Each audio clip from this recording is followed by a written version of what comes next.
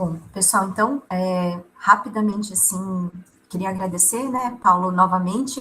Ano passado você já trouxe seus conhecimentos, abrilhantou bastante sobre o conhecimento aí de sarcopenia nos idosos, né? Eu conheci o Paulo através da minha amiga, a Fernanda, que fez faculdade comigo, é geriatra também, vai ser a próxima palestrante, e ela indicou você para dar essa palestra e fico muito grata por você aceitar novamente essa aula para os alunos. Lembrando que eles estão no segundo ano, né? E estão Uhum. vendo toda a questão do envelhecimento celular e todas as conferências relacionadas a gente está fazendo em relação a esse envelhecimento. Então, muito obrigada novamente e pode começar que você estiver Tá, pronto, tá joia. bom? Tá, joia. Boa noite, pessoal. Então, hoje a gente vai falar sobre sarcopenia, que é um tema que provavelmente vocês já devem ter ouvido falar desse tema aí nas mídias, né, nas redes sociais. Hoje em dia a gente está falando muito de massa muscular, força muscular, proteína. Então, vamos lá, vamos entender como isso está relacionado com o envelhecimento. Então, antes da gente falar sobre sarcopenia em si, eu só preciso deixar aqui um conceito, um fundamento do que é capacidade intrínseca.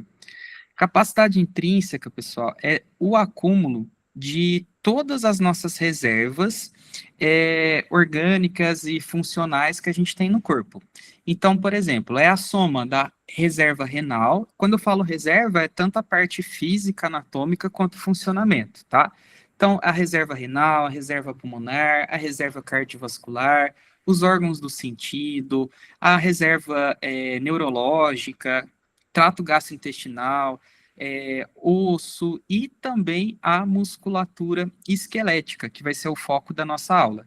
Então, o nosso corpo, é como se a gente fosse formado por tudo isso daqui junto seria a nossa capacidade intrínseca.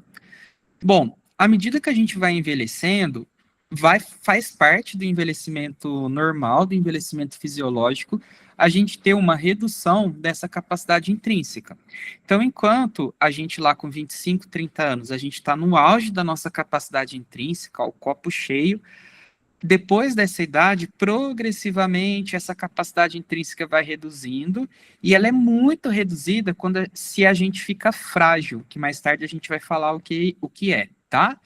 É, bom, e lembrando, como a gente mostrou ali no primeiro slide, que a massa muscular esquelética e a força muscular esquelética, ou seja, o nosso sistema muscular esquelético, ele está dentro da capacidade intrínseca. Então, com o envelhecimento, a gente vai ter uma diminuição da massa muscular esquelética e uma diminuição da força muscular também. Então, aqui a gente tem um gráfico, né, uma imagem que mostra a musculatura esquelética, a massa da musculatura esquelética dos membros inferiores. Por que esse slide mostra aqui os membros inferiores? Porque os membros inferiores são a principal parte do corpo que vão sofrer com essa redução de massa muscular e de força muscular, tá? Então, aqui a gente tem, por volta de 25, 30 anos, tem um pico de massa muscular. Depois disso, o envelhecimento já começa, então a gente progressivamente vai ter menos massa muscular à medida que a gente vai envelhecendo. Então, a gente tem uma estimativa de perda de 25% dos 40 até os 70 anos, e mais para frente a gente vai ver que a gente pode chegar a perder metade da nossa massa muscular, comparando os 20 aos 90 anos de idade. Além dessa redução de volume de massa muscular, a gente também tem uma redução da qualidade muscular esquelética no envelhecimento. Então, essa foto aqui é de uma ressonância.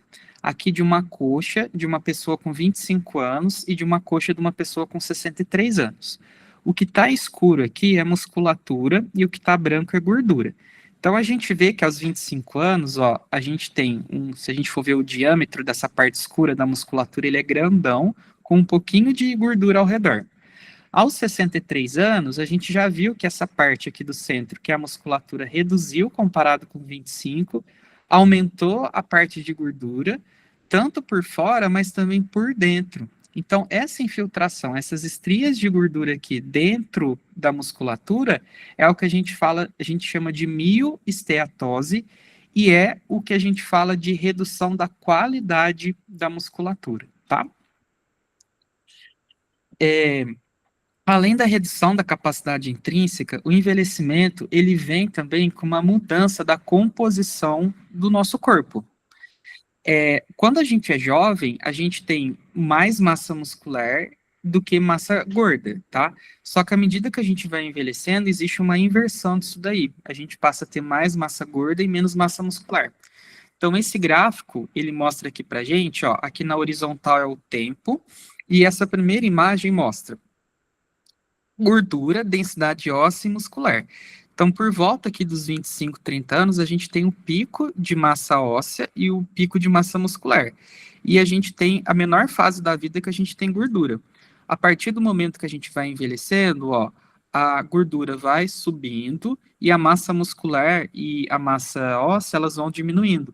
E aqui no envelhecimento, a gente vai ter uma predominância de gordura em relação à massa ósseo-muscular, tá?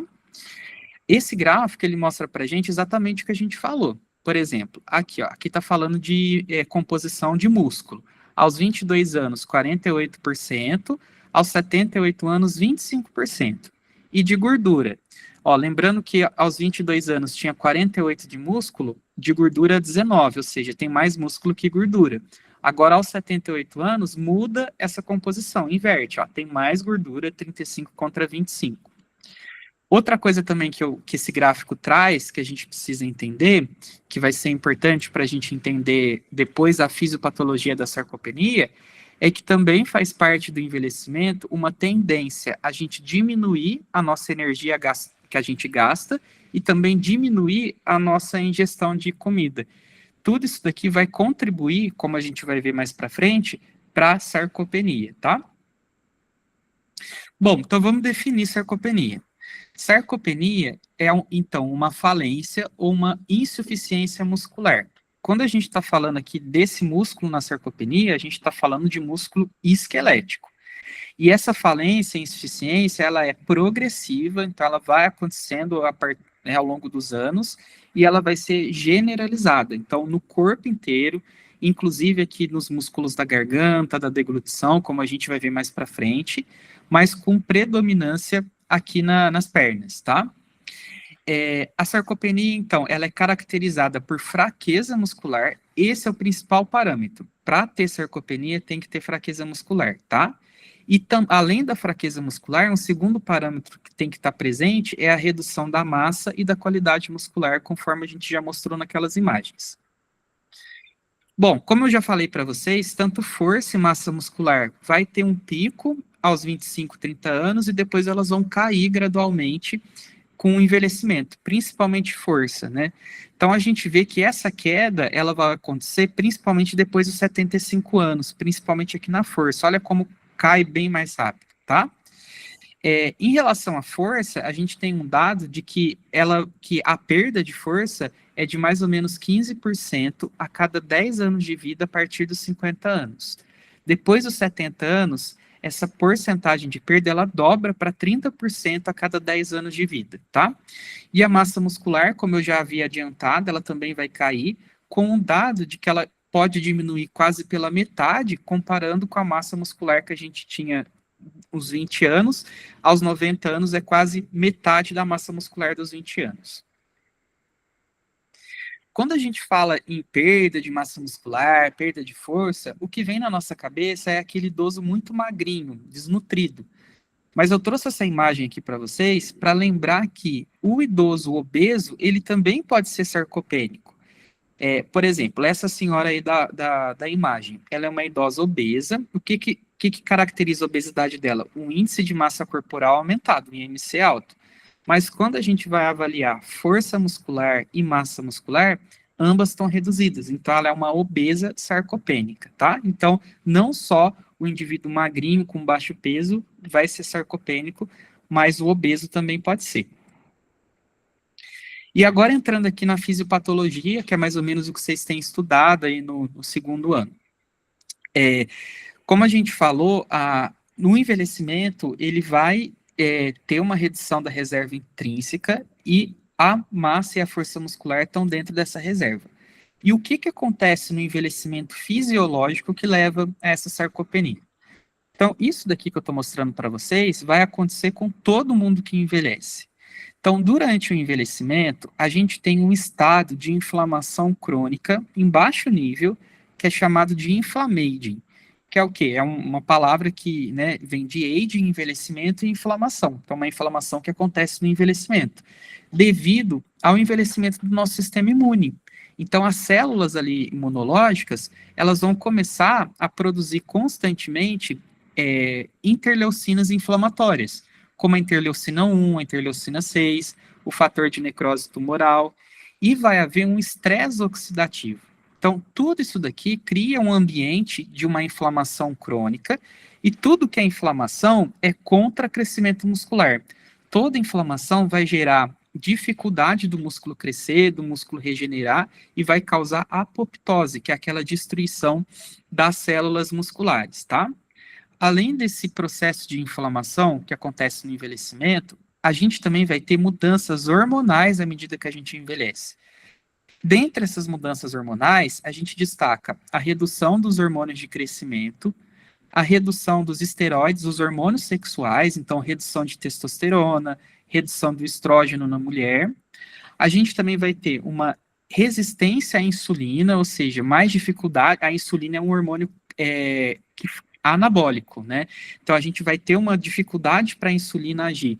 Devido, uma das coisas que faz essa resistência à insulina é aquela alteração da composição corporal, ou seja, mais gordura, menos massa muscular, isso daí leva uma resistência à insulina. E a gente também vai ter o aumento da miostatina, que é uma proteína que vai desacelerar, ou seja, vai colocar o pé no freio do ganho muscular. Então, todas essas mudanças hormonais e inflamação, elas vão criar elas vão diminuir o anabolismo, ou seja, a formação de massa muscular, e aumentar o catabolismo, que é a destruição da massa muscular, das proteínas e da massa muscular. Então, essa seria a fisiopatologia da sarcopenia do envelhecimento. E quando a gente olha no nível celular e no nível tecidual, o que, que a gente encontra? A gente encontra uma disfunção das mitocôndrias ali da fibra muscular. Essa disfunção da mitocôndria com o envelhecimento aumenta os radicais livres, né, levando a um estresse oxidativo. Ela diminui a produção de ATP, que é a energia para o músculo. Acontece uma falha na limpeza celular, e tudo isso daí vai levar à morte das fibras musculares, à apoptose. Principalmente as fibras do tipo 2, que são aquelas fibras de contração rápida. Além da disfunção mitocondrial, a gente tem uma disfunção das células satélites, que são aquelas células tronco do músculo que vão ser responsáveis por reparar as microlesões, por criar novo músculo. Então, essas células não vão estar funcionando bem. Tudo isso daí vai levar a uma redução tanto do tamanho da fibra muscular, quanto do número da fibra muscular, principalmente, como a gente disse, das fibras do tipo 2. E também vai levar uma transformação das fibras do tipo 2 em fibras do tipo 1, que são de contração mais lenta. Além disso daí, uma alteração tecidual que acontece, que a gente já mostrou no exame de imagem, é a infiltração de gordura entre uma célula e outra, diminuindo ali a qualidade da musculatura, do tecido muscular esquelético. Só que isso daí que a gente está falando são alterações que vão acontecer com todo mundo no envelhecimento. Só que, além disso, existem alterações que são patológicas, ou seja, coisas que vão depender do nosso estilo de vida, das doenças que a gente vai adquirindo ao longo da vida, de medicamentos, do nosso estado nutricional, ou seja, são fatores que vão acelerar aquela sarcopenia natural do envelhecimento. Então, é por isso que cada pessoa idosa, ela tem um grau diferente de sarcopenia e consequências diferentes dessa sarcopenia, tá? Quais que seriam, então, essas condições que aceleram a sarcopenia? Como a gente falou, o músculo precisa de proteína para ser formado. Então, tudo que gera baixa aquisição de proteína vai piorar a sarcopenia.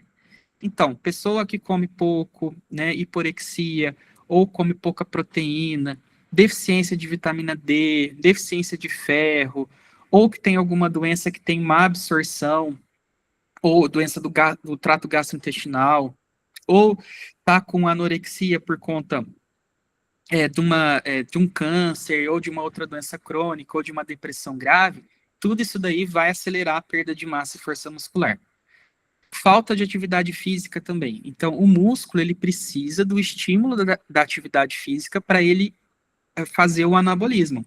Então, quando a pessoa é sedentária, ou quando a pessoa é internada e fica muito tempo no leito, ou tem alguma doença que faz com que ela fique imóvel, tudo isso daí também vai acelerar a sarcopenia. Hospitalização. Geralmente o idoso perde bastante massa muscular quando é internado. Por quê? Porque ele fica imóvel e fora a doença que motivou essa internação, que gera uma inflamação muito importante, que vai fazer ele ter consumo dessa massa muscular. E tudo quanto é doença crônica grave, que gera inflamação. Então, insuficiência cardíaca avançada, câncer, doença neurológica como Parkinson, Alzheimer, demência, um diabetes descompensado, uma artrite reumatoide, cirrose, doença renal crônica, tudo isso daí vai acelerar a sarcopenia do envelhecimento. Então, pessoal, aqui eu trouxe um resumo desses fatores de risco. Então, tem aqueles fatores de risco que são do envelhecimento fisiológico, né, que vão levar a uma sarcopenia que a gente chama primária, ou seja, primária do envelhecimento, todo mundo vai ter, e os fatores que aceleram, que agravam a sarcopenia, que seria uma sarcopenia secundária, que é o que a gente acabou de falar, estilo de vida, doenças, etc. Então, a sarcopenia acaba que é uma condição multifatorial, tá? Aqui eu trouxe para vocês, para a gente entender que a sarcopenia, ela acontece num círculo vicioso no idoso. Então, vamos lá, deixa eu explicar esse desenho aqui para vocês. Então, vamos começar aqui na sarcopenia. Então, tem todos aqueles fatores fisiológicos que levam à perda de massa muscular e à perda de força muscular, ou seja, o idoso começa a ter sarcopenia porque ele está envelhecendo. Se ele não corre atrás de estar tentando ganhar massa muscular, ele vai ficar cada vez com menos força, com menos performance física, vai começar a andar devagar, vai ter mais dificuldade para fazer as atividades, então ele vai diminuir a atividade física dele, ele ficando menos ativo, ele vai gastar menos energia e o corpo vai entender que ele vai precisar comer menos, porque ele está gastando menos energia. Então, ele fica com hiporexia, ou seja, redução do apetite, ele come menos proteína, menos caloria, então ele vai ter menos substrato para fazer a força, fazer a massa muscular, e aí vai piorar a sarcopenia. Piorando a sarcopenia, ele vai andar mais devagar, vai gastar menos atividade, vai gastar menos energia, vai comer menos e assim por diante, tá? Então isso daqui acaba virando um círculo vicioso. Bom, agora na parte clínica, quando que a gente vai suspeitar da sarcopenia? A gente vai suspeitar quando a gente estiver diante de um idoso que está mostrando força reduzida, fraqueza muscular. Então, aquele idoso que está com dificuldade, por exemplo, de carregar a sacola do mercado, que está com dificuldade de levantar da cadeira, que está com lentificação da marcha, andando devagar, dificuldade para subir as escadas, que está tendo quedas, ou que está tendo perda de massa muscular, que a gente supõe aí pela perda de peso involuntária. Quando a gente estiver diante desse idoso, a gente vai ter que investigar a sarcopenia, tá? Existe um questionário chamado SARC-F que ele serve para a gente rastrear. Então, dá para a gente fazer em todos os idosos para a gente ver quais a gente deveria investigar a sarcopenia. E ele vê justamente tudo que a gente falou. Então, quais são os itens do SARC-F? O quanto de dificuldade você tem para levantar e carregar 5 quilos, o quanto de dificuldade você tem para atravessar um cômodo, o quanto de dificuldade você tem para levantar de uma cama ou da cadeira, o quanto de dificuldade você tem para subir 10 degraus da escada e quantas vezes você caiu no último ano. Além disso, o SARC-F ele também vê a circunferência da panturrilha. Lembra que a gente falou que a perda de massa muscular ela é predominantemente nas pernas? Então, a redução da panturrilha ela está correlacionada com a redução da massa muscular do nosso corpo de modo geral. Então, o SARC-F, ele adota como 33 o ponto de corte para mulher e 34 para homem. Menos que isso, pontuaria para baixa massa muscular. Depois que a gente faz essas 5 perguntas, média panturrilha, a gente pontua, a gente soma. Se der de 11 a 20, isso sugere sarcopenia, fala que a gente tem que prosseguir com a investigação da sarcopenia. E como que a gente vai investigar a sarcopenia?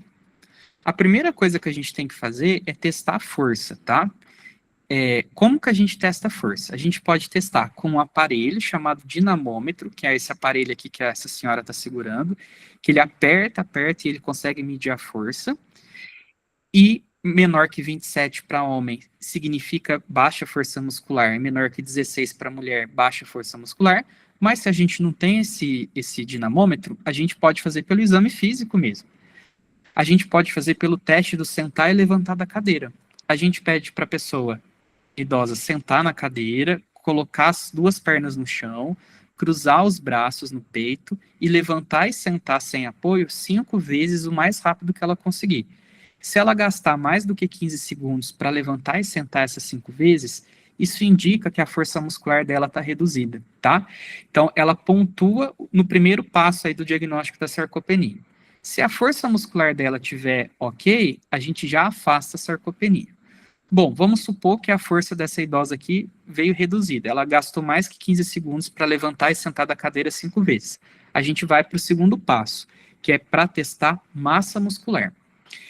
Para testar massa muscular, a gente pode testar tanto com exames de imagem quanto no exame físico. Os exames de imagem são de preferência, só que muitas vezes a gente só consegue esses exames de imagem em ambiente de pesquisa ou em clínicas particulares, né?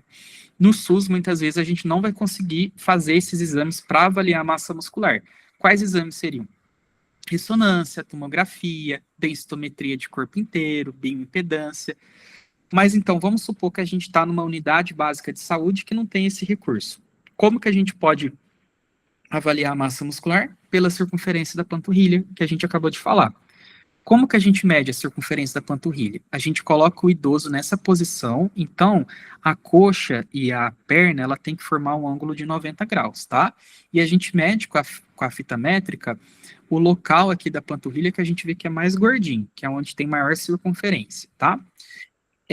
A gente utiliza um corte de 31 a 33 centímetros. Então, se tiver menos que 31, é certeza, tanto para homem quanto para mulher, que vai estar com a massa muscular reduzida, tá? Um outro jeito da gente ver indiretamente a massa muscular, mas que não seria tão bom quanto a circunferência, mas que ajuda a gente a ver também, é fazendo o IMC, que é o índice de massa corporal, que é peso dividido pela altura ao quadrado. Isso daqui serve para a gente identificar o idoso que está com baixo peso. Então, o idoso que tem o IMC menor que 22 significa baixo peso, então tem uma maior probabilidade dele também ter uma massa muscular reduzida. O mesmo já não vale, o mesmo raciocínio não vale para a gente falar com IMC alto, que como a gente já viu, um IMC alto não significa alta massa muscular. A pessoa pode ter o IMC alto por conta de gordura, tá? Então, isso daqui serviria mais para idoso de baixo peso, para a gente pensar em baixa massa muscular. Então, assim, se o idoso tem baixa força muscular e baixa massa muscular, ou seja, tem os dois juntos, a gente fecha o diagnóstico de sarcopenia. Então, aqui nessa idosa a gente fechou. Agora tem como a gente ver se é uma sarcopenia grave ou não. Para a gente medir a gravidade, a gente vai fazer um teste de performance física. Qual que seria o teste mais usado para a gente ver esse desempenho físico? Seria o teste de velocidade de marcha. O que é velocidade de marcha? É medir a velocidade que o idoso caminha. Geralmente, a gente marca 4 metros no chão, isso a gente costuma fazer mais aqui na geriatria, a gente cronometra e depois a gente faz aquele cálculo de velocidade, né, distância sobre tempo. Se der uma velocidade igual ou menor que 0,8, significa que ele está andando devagar. E isso significa sarcopenia grave. Então, isso daqui a gente fala que velocidade de marcha é um sinal vital na geriatria, porque idoso que está andando devagar é idoso que é sarcopênico e é idoso que não está com a saúde legal. Bom, aqui é um quadro, pessoal, com um resumo de tudo que a gente falou. Então, a gente faz a triagem com o SARC-F. Sendo positivo, a gente testa primeiro força muscular. Força muscular reduzida, a gente testa massa muscular. Massa muscular reduzida, com força, a gente confirma a sarcopenia. Para a gente ver se é grave ou não, a gente faz o teste de performance física com a velocidade de marcha, tá? Por que a gente está tirando uma aula para falar sobre sarcopenia? Por quê? A sarcopenia, ela é um dos principais problemas, ela é o cerne de uma síndrome geriátrica que é chamada síndrome da fragilidade. Então, por exemplo, visualmente aqui a gente consegue ver que essa idosa, apesar de 94 anos, não é uma idosa sarcopênica. É uma idosa que tem força, é uma idosa que corre 7 a 12 quilômetros por semana, é uma idosa que é robusta, que a gente fala. Já essa idosa aqui, que a gente está vendo, que está andando super devagar, um passinho pequenininho atrás do outro, está precisando de dispositivo para andar, dispositivo de auxílio de marcha, que é a bengala, né? Não tem essa capacidade física que essa outra senhora tem. Então, aqui a gente está diante de uma senhora sarcopênica e também frágil. Mas o que seria, então, fragilidade? Fragilidade e sarcopenia, pessoal, são coisas diferentes. Mas todo idoso frágil, ele é um idoso sarcopênico. Então, o que seria a fragilidade? Enquanto a sarcopenia isolada é só a redução da massa da força muscular, a fragilidade, além da gente ter a redução da massa da força muscular, a gente tem uma redução de todas as outras reservas. Ou seja, é um idoso que tem uma capacidade vital uma capacidade intrínseca muito reduzida. Então, por exemplo, é esse idoso aqui. E além dele ser sarcopênico, ele tem baixa capacidade cardiovascular, baixa reserva renal, baixa reserva cognitiva. Então, é um idoso que está com um copinho um pouquinho só de água daquela primeira imagem. É um idoso extremamente vulnerável, que qualquer pequeno agravo para ele vai fazer um estrago. Por exemplo, uma gripe para ele é um estrago, uma queda, uma internação, um medicamento que dá um efeito colateral, para ele vai ser um estrago, porque ele não tem capacidade de lidar com isso daí, ele não tem reserva para lidar com isso daí, tá? E a sarcopenia, ela é um fator de risco para o idoso ficar frágil. Além disso, a sarcopenia está relacionada com um tanto de desfecho negativo em saúde. Por exemplo, disfagia. Disfagia é dificuldade da deglutição. A nossa deglutição, ela depende da musculatura. A língua é músculo esquelético. Os músculos da garganta são músculos esqueléticos. Quando a gente é sarcopênico, a gente também perde força aqui. Então, o idoso vai ter mais dificuldade para engolir, principalmente sólido, principalmente carne. E isso daí vai contribuir para o quadro de desnutrição dele. O idoso sarcopênico, ele vai ter mais doença, ele vai ter mais risco de ser hospitalizado. Tendo mais doença, aumenta o risco dele ser polimedicado, aumenta o risco dele cair porque perde força nas pernas, aumenta o risco dele fraturar nessas quedas e perder funcionalidade, aumenta o risco dele ficar dependente de cuidadores ou de terceiros e de ser até institucionalizado, e também aumenta o risco do idoso morrer. Então é por isso que a gente está falando sobre sarcopenia, porque é muito importante reconhecer e tratar ela no envelhecimento.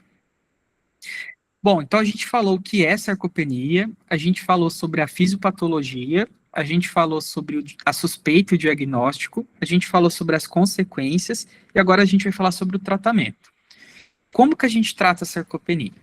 Então, primeiro, a gente vai ter que identificar aquelas condições que levam à sarcopenia secundária, ou seja, que são condições modificáveis, seja inatividade física, dieta, doença. Então, a gente vai ter que fazer o tratamento específico para cada uma dessas doenças, tá?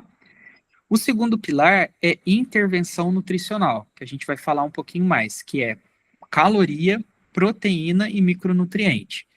E o terceiro é exercício físico resistido, musculação, pilates, ou seja, exercício com força. Bom, a intervenção nutricional, como eu falei, ela é aquele idoso que está comendo pouco. A gente tem que adequar a quantidade de calorias, a gente vai precisar adequar a quantidade de proteínas por dia e a ingesta de cálcio e vitamina D. Por que cálcio e vitamina D? Porque sarcopenia, ela anda de mãos dadas com perda de massa óssea, que é um termo que a gente chama de osteosarcopenia. Então, se o idoso é sarcopênico, provavelmente ele vai estar também com perda de massa óssea, tá? A gente foca bastante no consumo de proteínas, porque o idoso ele precisa de mais proteínas do que o jovem. Todo aquele ambiente de inflamação, de alteração hormonal, ele leva a um ambiente de resistência anabólica, ou seja, existe uma resistência à construção muscular. Então, o idoso ele vai precisar de mais proteína para construir esse músculo, tá? Então, a proteína ela é importante, tanto para a construção óssea, quanto para a construção muscular, e também para a nossa resposta imune. E os motivos que o idoso precisa de mais proteína é isso que eu acabei de falar. Então, são aquelas alterações lá do envelhecimento fisiológico que levam a resistência ao anabolismo proteico. O idoso ele tem mais doenças também que vão causar perda de massa muscular, né? E o idoso vai ter mais fator de risco para comer menos proteína. Então é por isso que a gente vai precisar dar mais proteína para o idoso. E quanto que seria essa proteína? Pelo menos 1 grama de proteína por quilo de peso por dia. Valores maiores vão depender se o idoso tem alguma necessidade, alguma doença grave ali acontecendo, ou o idoso que pratica atividade física, ele vai precisar construir mais músculo, então ele vai precisar de mais proteína.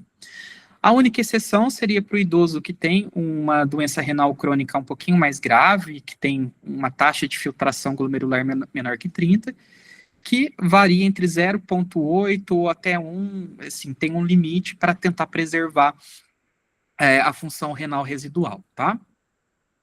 Quando a gente olha os alimentos do dia a dia, a gente vê que os que mais têm proteínas são as proteínas animais. Então, por exemplo, essa imagem aqui mostra a quantidade de proteína a cada 100 gramas de alimento. Então, a gente vê que os alimentos que mais têm proteína são carne vermelha, lá, 30 gramas, frango, 30 gramas, peixe, 25 gramas, tá?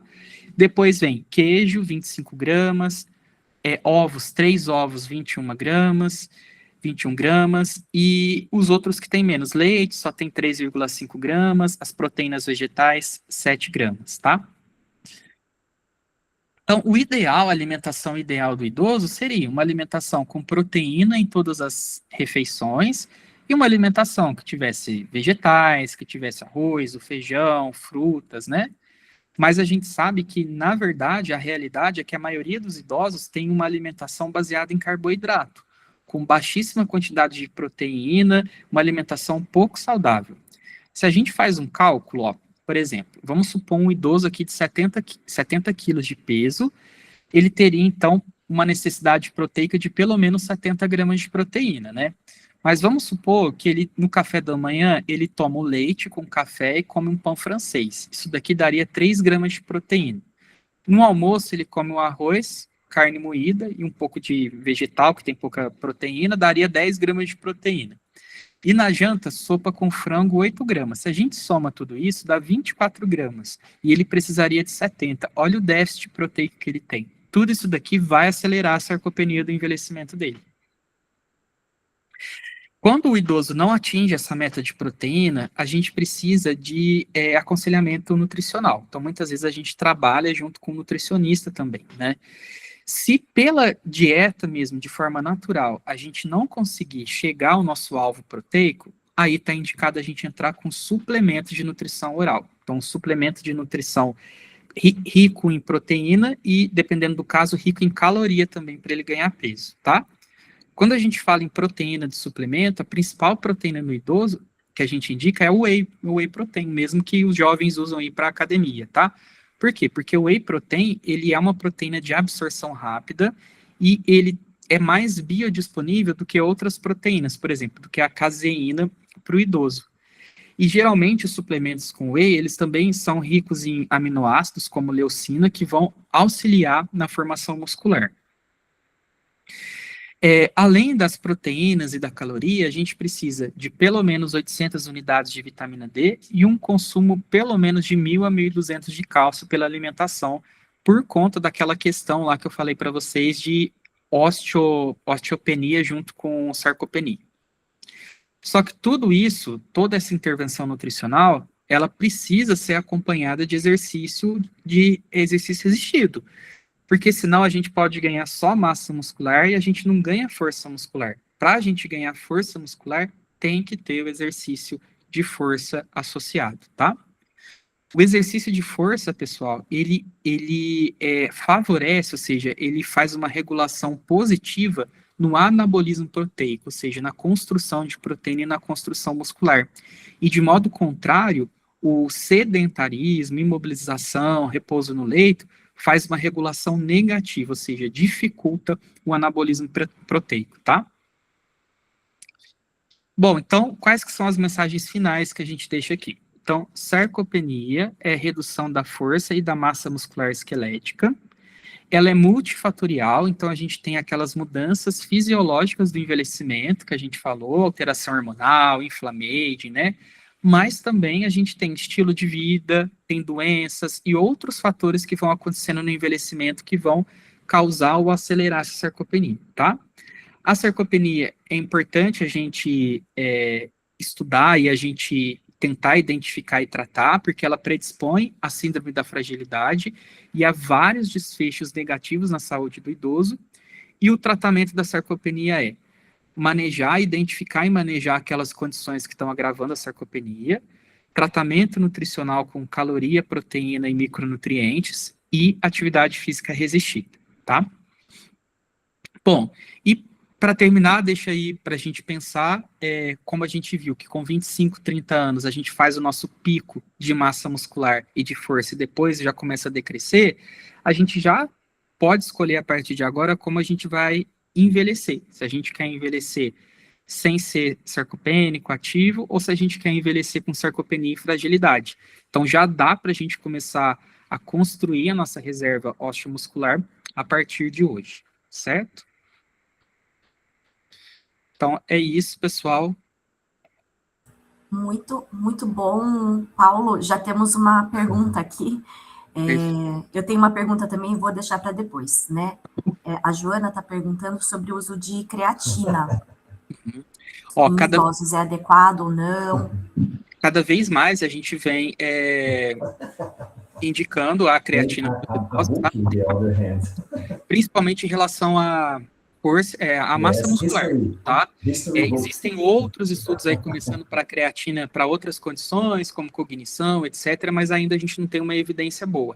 E sim, é indicado, a gente indica creatina em uma média de 3 gramas por dia para o idoso. A gente só tem um pouquinho de ressalva naquele idoso que tem ou uma doença renal crônica ou uma insuficiência cardíaca, pelo fato da creatina poder acumular um pouquinho de líquido, fazer um pouquinho de retenção líquida. E também lembrar que a creatina, ela pode, não é que ela vai fazer mal para o rim, mas ela vai aumentar a produção de creatinina, então a creatinina ela pode aumentar um pouquinho depois de começar a suplementar. Então, só ter esse cuidado, mas é indicado sim, proteína e creatina. Tá.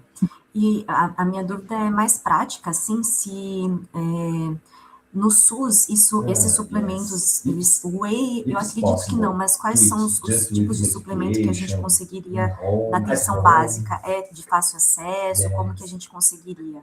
Então, não é de fácil acesso. Eu acho que não existe assim, uma política estadual ou federal para depende da cidade. Por exemplo, aqui em Campinas, a gente não consegue suplemento para o idoso, por esse motivo, tá? Então, e suplemento é caro, não é barato. Geralmente a gente orienta para o idoso que consegue pagar alguns suplementos que já são feitos ali pela indústria farmacêutica. Tem da Danone, tem da Abbott, tem da Nestlé, tá? Que além de ter proteína, tem caloria, tem cálcio, tem outros micronutrientes. Para o idoso que não consegue comprar esses suplementos, aí a gente prescreve bem, que costuma ser mais barato, mas mesmo assim para muitas pessoas é caro ainda. Mas, infelizmente, a gente não tem uma política pública para isso.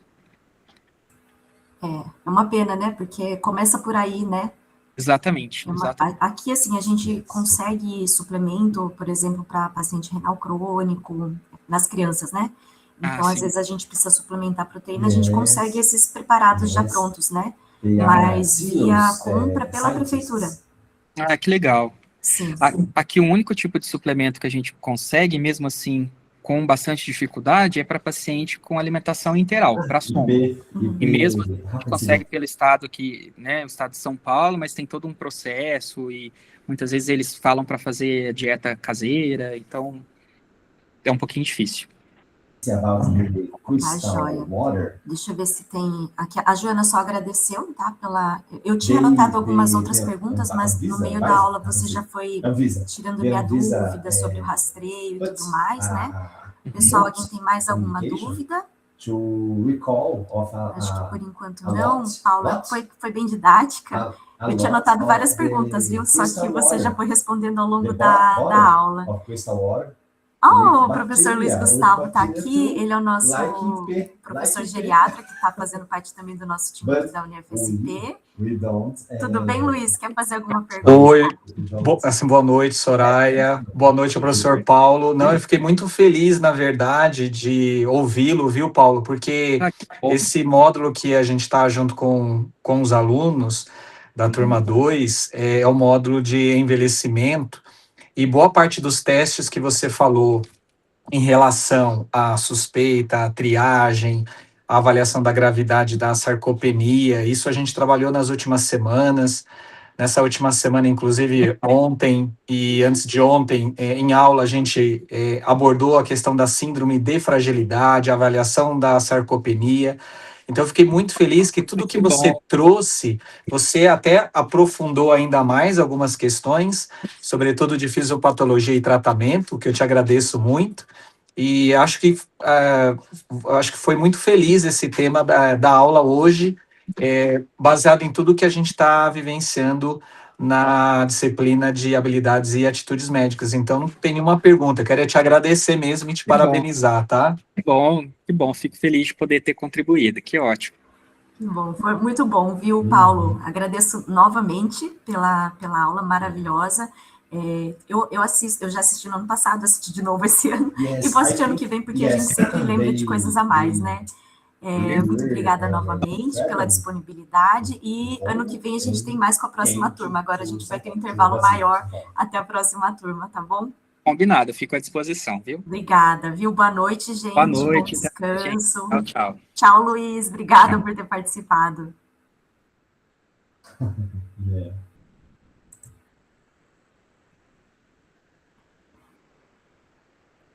Yes, that's okay.